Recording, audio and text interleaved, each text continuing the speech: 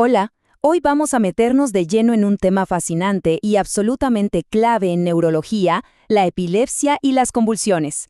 Vamos a desglosar todo, desde lo más básico hasta las estrategias de tratamiento, en una guía clínica pensada para que todos los conceptos queden súper claros.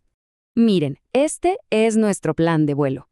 Primero lo primero, vamos a definir bien qué es una crisis y qué es la epilepsia, porque no son lo mismo.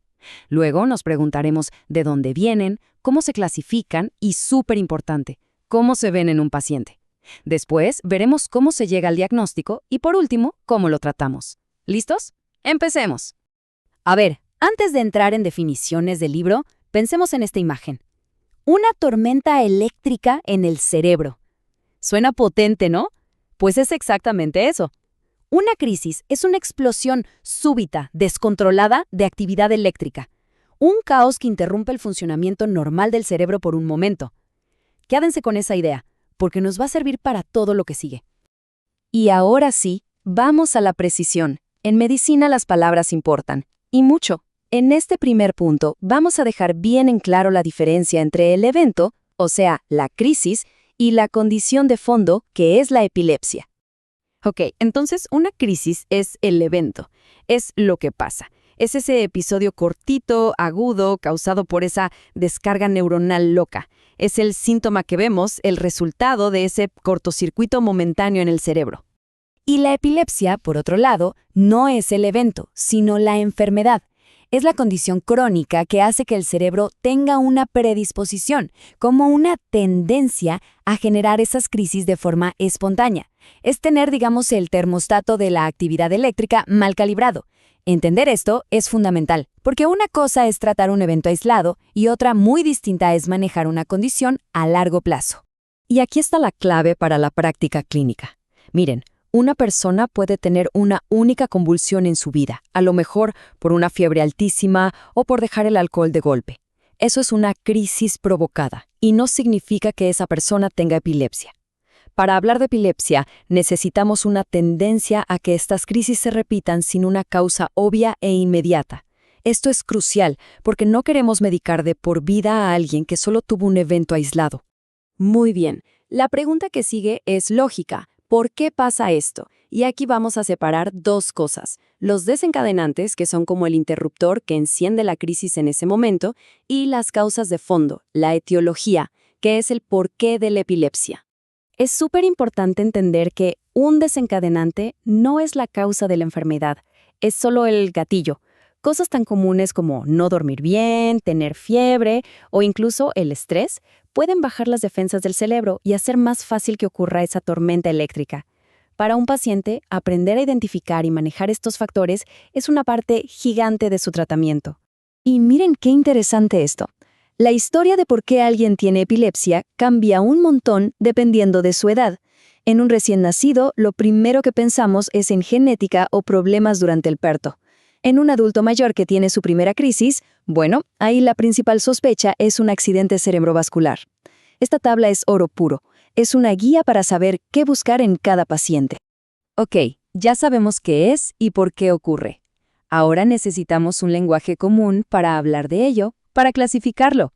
Y para eso está el sistema de la Liga Internacional contra la Epilepsia, la ILAE.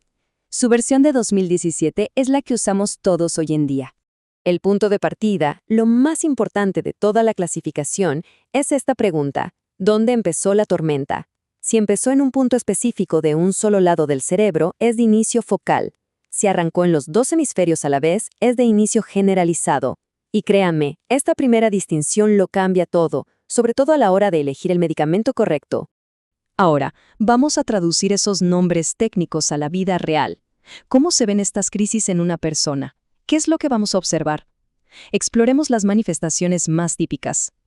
En las crisis focales, los síntomas son como un mapa del cerebro. Son fascinantes. Si la crisis empieza en el lóbulo temporal, la persona puede sentir un déjà vu o empezar a hacer movimientos automáticos con la boca. Si es en el lóbulo occipital, puede ver luces o formas que no existen. La variedad es enorme y cada síntoma nos da una pista de dónde está el problema. Las generalizadas son totalmente distintas. Aquí la descarga afecta a todo el cerebro al mismo tiempo, y por eso la persona pierde la conciencia desde el primer segundo. El ejemplo clásico que todos conocemos es la crisis tónico-clónica, con las rígidas y luego las sacudidas. Pero también existen las crisis de ausencia, que son mucho más sutiles, como si la persona se desconectara del mundo por unos instantes. Bien, tenemos una sospecha clínica por lo que vimos o nos contaron. Ahora, ¿cómo pasamos de la sospecha a la certeza del diagnóstico? El proceso es como una investigación, paso a paso. Miren, el pilar de todo diagnóstico es la historia clínica. No hay nada que reemplace una buena conversación y, si es posible, la descripción de un testigo. Después, el electroencefalograma nos ayuda a buscar la firma eléctrica de la epilepsia. Y por último, la neuroimagen, como una resonancia magnética, nos permite ver el cerebro y buscar si hay una causa estructural, como una cicatriz, un tumor o una malformación. Y esta imagen es un ejemplo perfecto de eso último.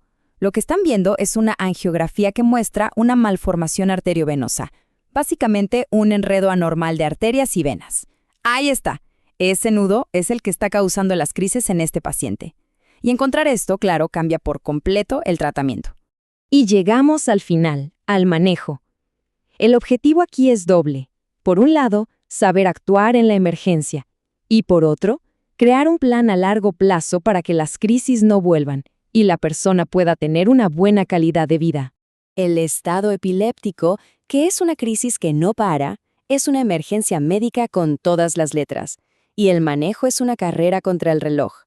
Fíjense cómo todo se mide en minutos. Se empieza estabilizando, luego se usan benzodiazepinas. Si no funciona, se pasa a la segunda línea de fármacos. Y si aún así la crisis no para, hay que considerar medidas más drásticas como inducir un coma para resetear el cerebro. Y para el tratamiento de todos los días, volvemos a la importancia de la clasificación. La elección del medicamento depende directamente del tipo de crisis. No hay una pastilla que sirva para todo. Por ejemplo, la etosuximida es genial para las crisis de ausencia, pero no sirve para nada en una crisis focal. El tratamiento tiene que ser un traje a la medida. Y quiero terminar con este dato, que es súper esperanzador. Con el diagnóstico correcto y el medicamento adecuado, 2 de cada 3 personas con epilepsia logran vivir sin ninguna crisis. Y lo que es mejor, usando un solo medicamento. El objetivo siempre es la monoterapia, porque es más simple, más fácil de cumplir y tiene menos efectos secundarios. Entonces, si se tienen que quedar con una sola idea de todo esto, que sea esta. El éxito en el manejo de la epilepsia depende de la precisión. Precisión en el diagnóstico, en la clasificación y, por supuesto, en el tratamiento. Y esto nos deja una pregunta abierta para el futuro. A medida que la genética y las imágenes cerebrales avanzan, ¿cómo vamos a usar esas herramientas para diseñar tratamientos todavía más personalizados, sobre todo para ese tercio de pacientes que aún no responde bien a los fármacos? El futuro de la terapia individualizada ya está empezando.